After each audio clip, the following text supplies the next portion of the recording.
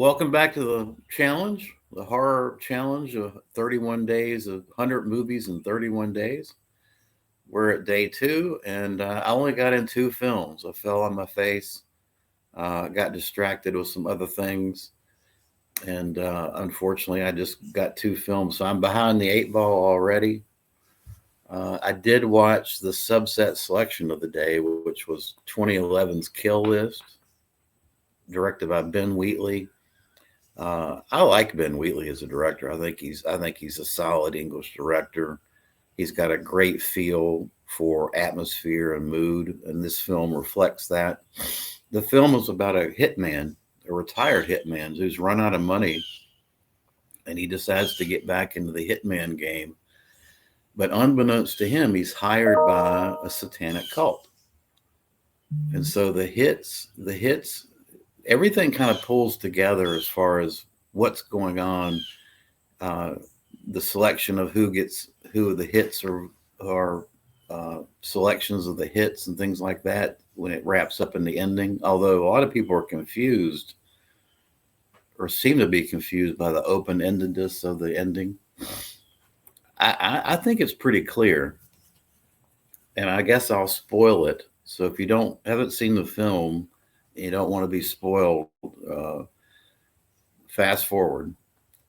But essentially, what I believe is happening, and it's pretty clear to me, is that the hitman has been selected by the cult to be their future leader.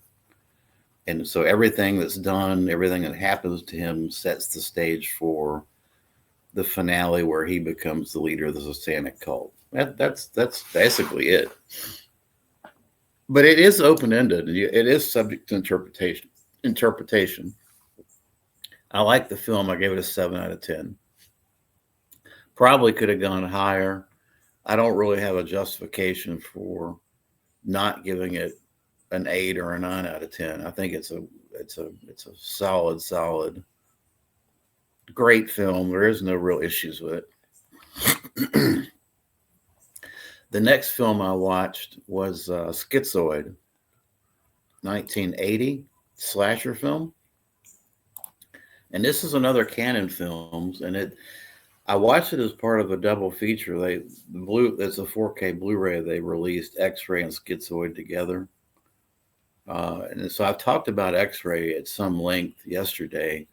Schizoid stars the great Klaus Kinski, and he is a psychologist who is having an affair with a girl uh, that writes a kind of a Dear Abby column, kind of relationship column. Then it turns out that there's a killer that's stalking uh, this girl that writes the relationship column. That's basically the story. Now, unlike X Ray, I talked about red herrings. In X Ray, other than Barbie Benton, everybody's a red herring. So it's actually ludicrous on the face of it. But in this film, of course, Klaus Kinski is the red herring,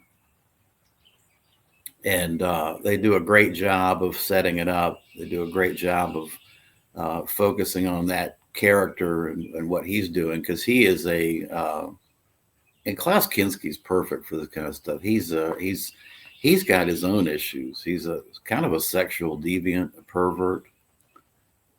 He had his daughter dresses up in his wife's clothes and things. He's a perfect red herring. Uh, this is a good slasher film, solid. I gave it a 7 out of 10 as well. I really enjoyed Schizoid. It's much better than X-Ray. So yeah, that was a short day two. I've still got watches that I was intending for day two from the sort that I'm going to go through. So let me just tell you what's on tap for today. Uh, let's see. You Might Be the Killer. That's one I'm going to watch, and that's a new film, 2018, relatively new. I've got VHS Halloween, which is the subset 2025, which is the subset selection of the day. and then carryovers from the sort I did. The Devil Lives Here, 2015. Alien 2 on Earth, 1980. It's an Italian ripoff of Alien. And I've got Duel, 1971, still teed up. So that's my intended watch list for day 3. Appreciate you watching.